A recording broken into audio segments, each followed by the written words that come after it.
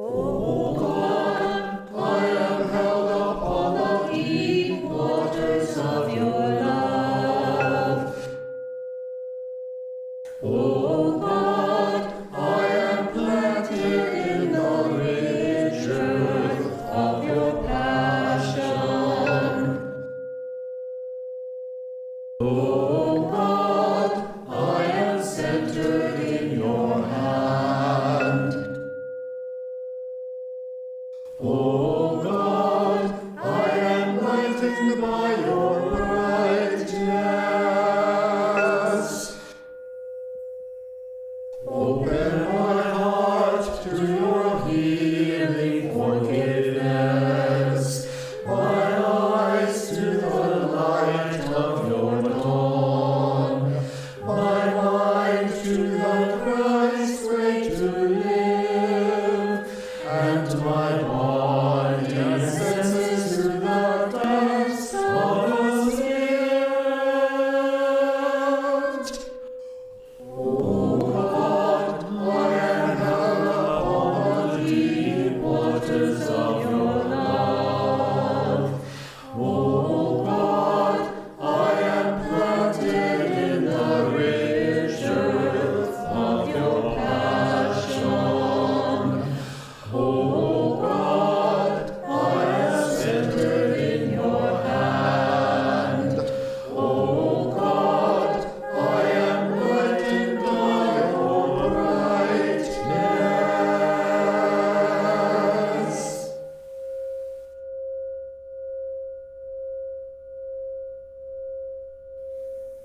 Hello, and welcome to our service today for the second week of Lent.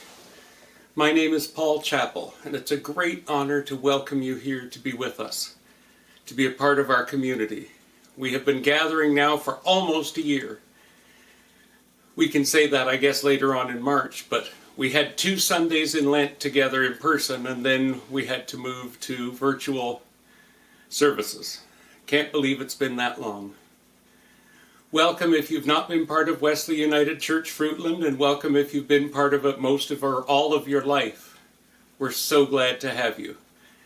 We continue talking about covenant, about promises, and about change. It'll be a good service today. Of course, as always, I'm joined by my buddy Roger Bond, our minister of music, and his wonderful musicians who help him to create the music and the services that mean so much to us all. God bless you, dear friends. God bless you.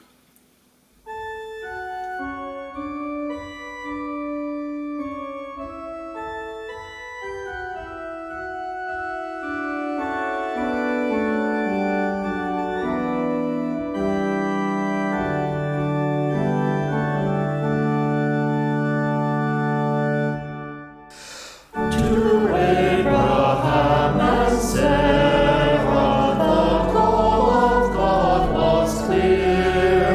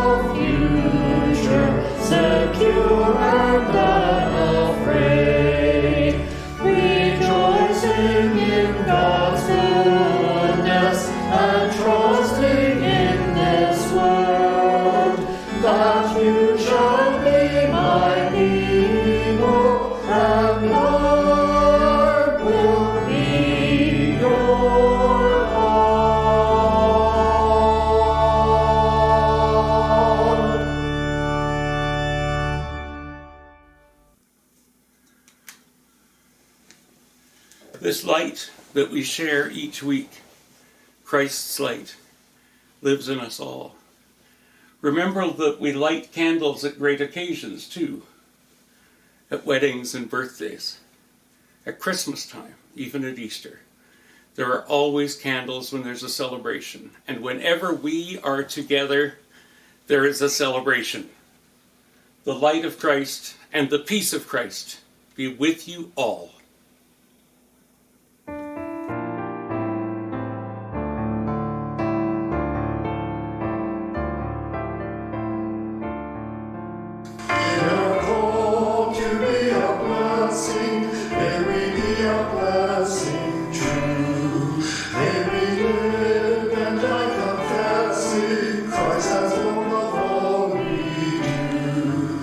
Christ as Lord of all we do.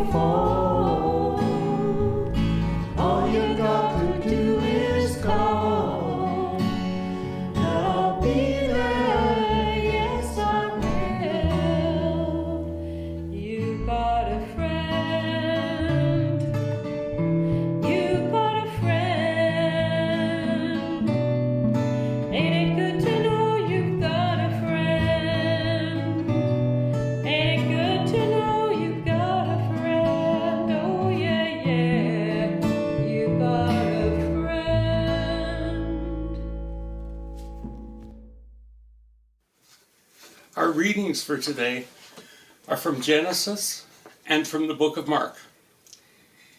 The Genesis story I'm going to tell you at the beginning of the sermon. It's of Abraham and Sarah. Very familiar, of course. So for our reading now, it's Mark 9, beginning at the 31st verse, 31 to 38. Then he began to teach them that the Son of Man must undergo great suffering and be rejected by the elders, the chief priests, and the scribes, and be killed, and after 3 days rise again. He said all this quite openly, and Peter took him aside and began to rebuke him. But turning and looking at his disciples, he rebuked Peter and said, "Get thee behind me, Satan, for you are setting your mind not on divine things, but on human things." He called the crowd with his disciples and said to them, "If any want to become my followers, let them deny themselves and take up their cross and follow me. For those who want to save their life will lose it, and those who lose their life for my sake and for the sake of the gospel will save it. For what will it profit them to gain the whole world and forfeit their life? Indeed, what can they give in return for their life? Those who are ashamed of me and my words in this adulterous and sinful generation, of them the Son of Man will also be ashamed when he comes in the glory of his Father with the holy angels." This is the end of our reading for today.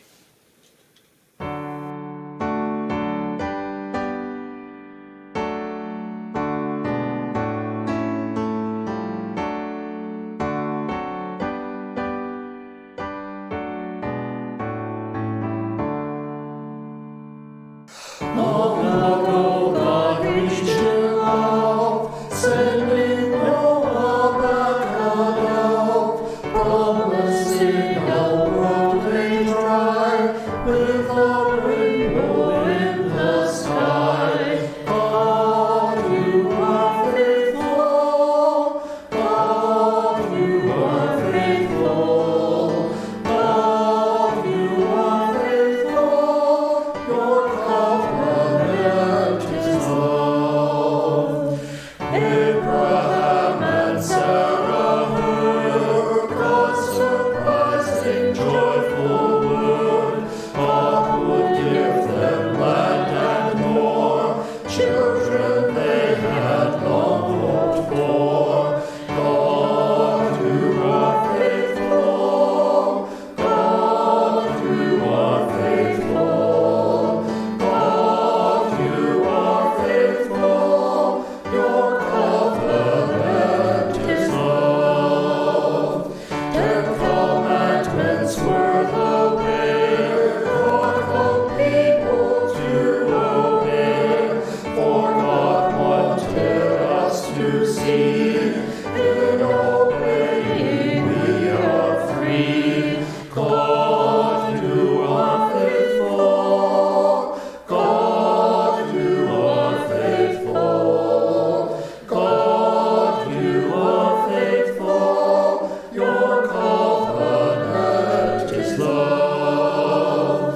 Jeremiah came to know God would help us change and grow. So God's love would fill each heart, giving us a fresh new start. God, you are faithful. God, you are faithful. God, you are faithful. Your covenant is love. Jesus came to show the way we can have new life today.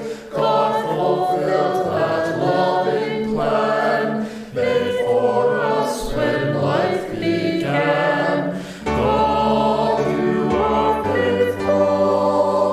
God, you are faithful. God, you are faithful. Your covenant is love.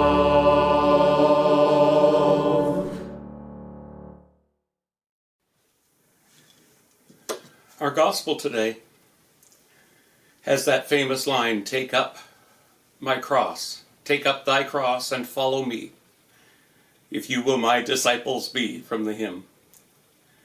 The Old Testament lesson, the Genesis lesson, was that of Abram and Sarai.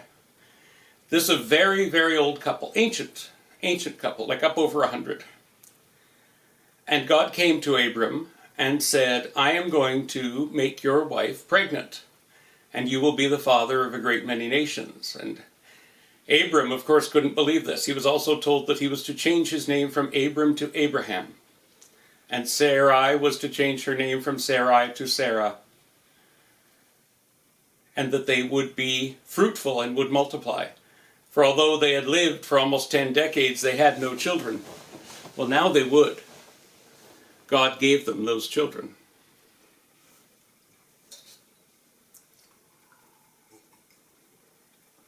If you could see what you can't see in this video in this room, you wouldn't believe it, I don't think. Stacks of books everywhere.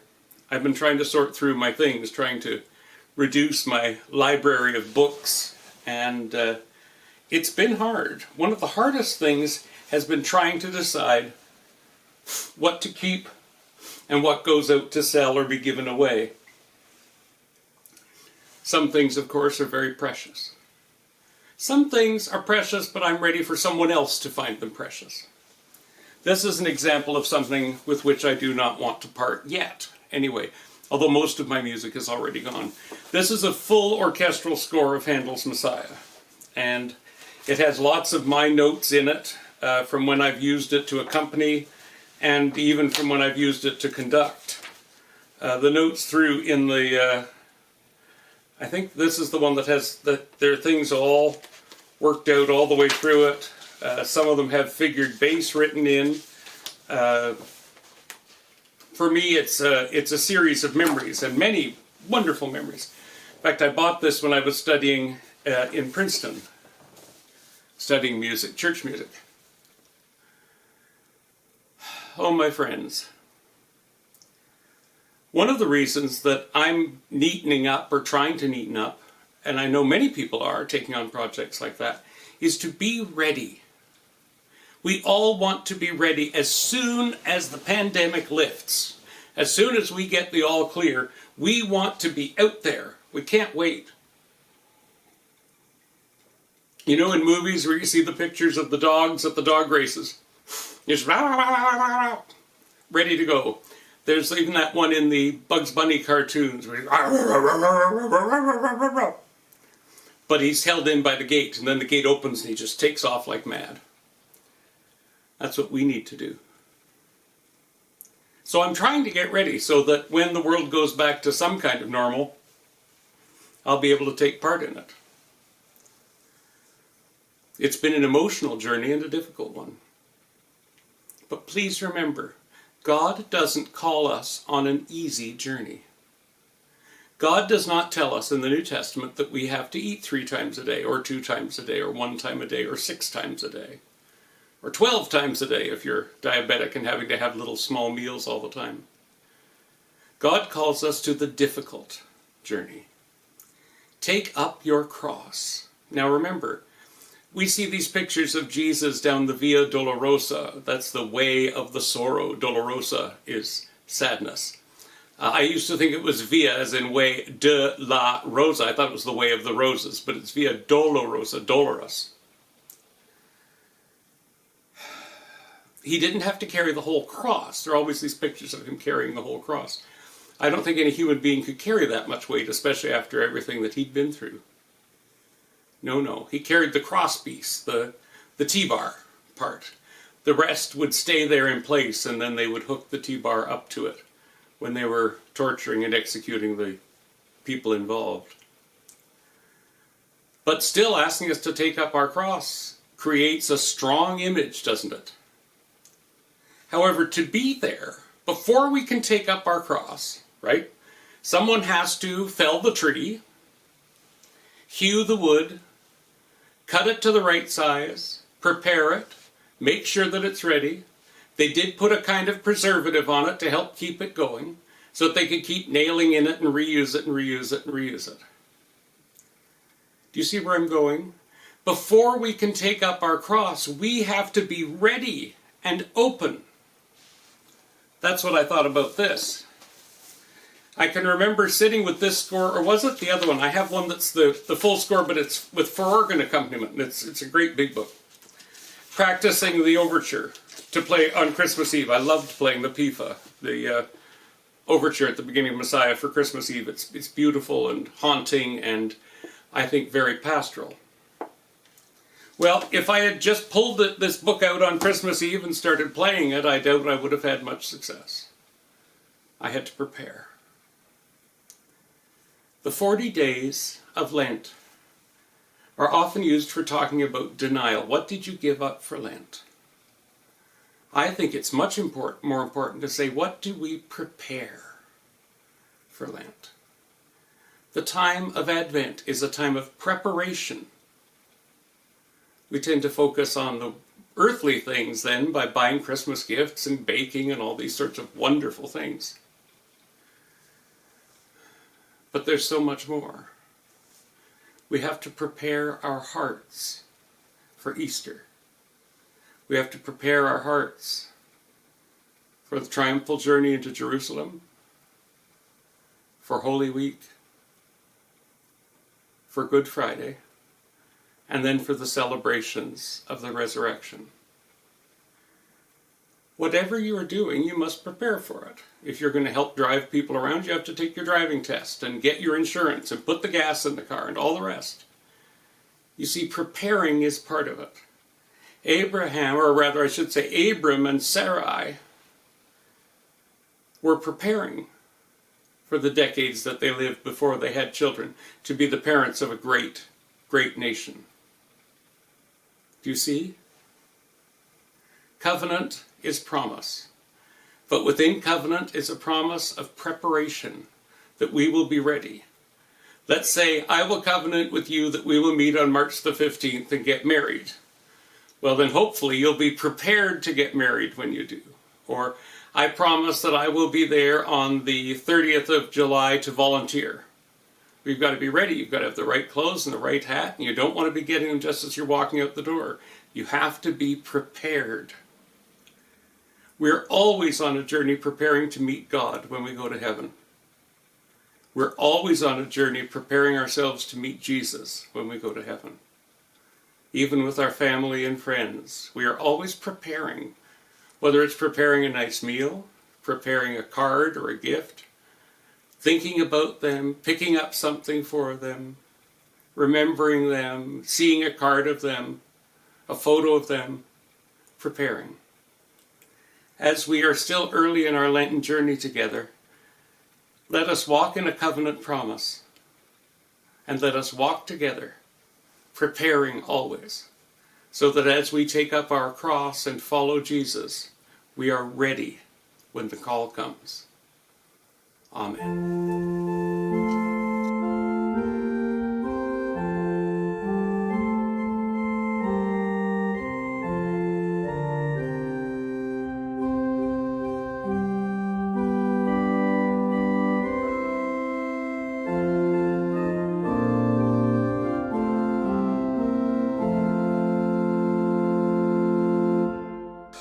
Take up your cross, the Savior said,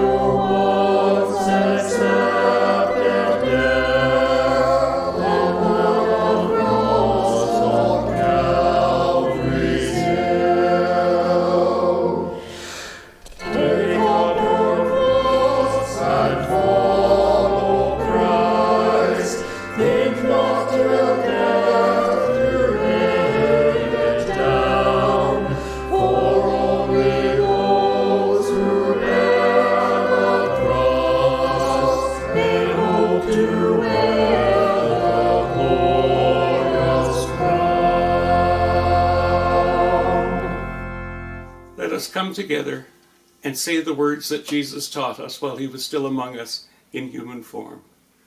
Our Father, who art in heaven, hallowed be thy name. Thy kingdom come.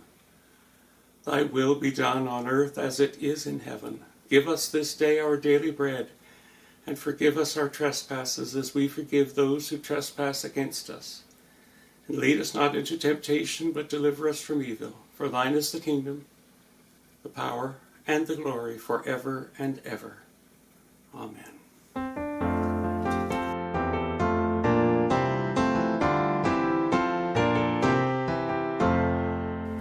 Let us build a house where love can dwell and all can safely live.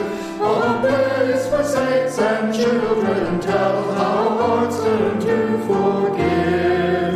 Built of hopes and dreams and visions, round of faith and vault of grace. Here the love of Christ shall empty nations. All are welcome, all are welcome, all are welcome in this place.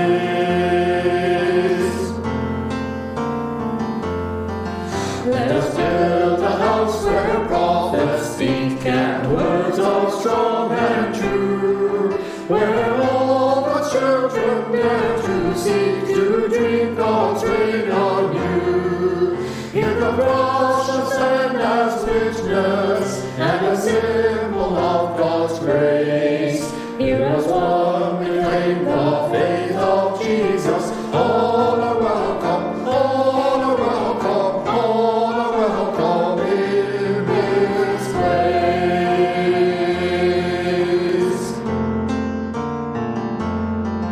Let us build a house where lands will reach beyond the wood and stone, to hear what strengthen, serve and teach, and live the word they've known.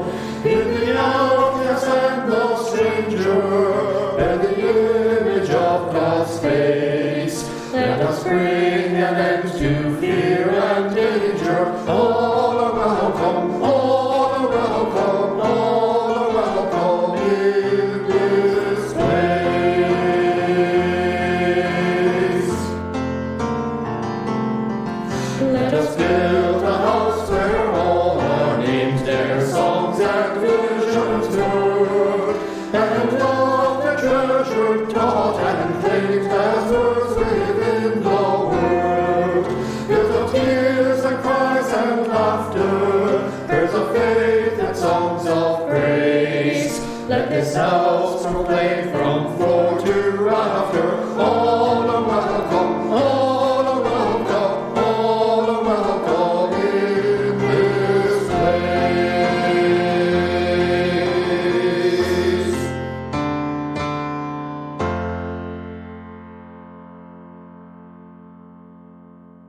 Thank you so much for being with us today. I've enjoyed our time together, and I hope you have. I know you would want to join me in thanking Roger and all the musicians for making this service so special, for all that he does for keeping the church together. You may not know how long some of the people work at it. It's a matter of recording and recording and recording and recording, sometimes a couple of hours for the choir volunteers and sometimes a lot more each week. So we offer them our thanks always. Thank you too to all of those who help keep the church going. If you've been watching our services and are moved by them, you may wish to make a donation to Wesley United Church in Fruitland, Ontario. Not a requirement, not anything, just saying that if it is upon your heart, well, consider it. We love you whether you send anything or not. Our love transcends all of that, just as God's does. Now, my friends, it's time for our benediction. If you think of those whom you love, your friends and your neighbors now, and at the end of the benediction it'll be a sung Amen today. So be ready to sing, be ready to come in on that lovely 4-part Amen, or 3-part Amen, I guess. May the blessing of God, who created and made us, be with you and all of your community, your circle, your bubble, and all those whom you know, now and forever and ever and ever. O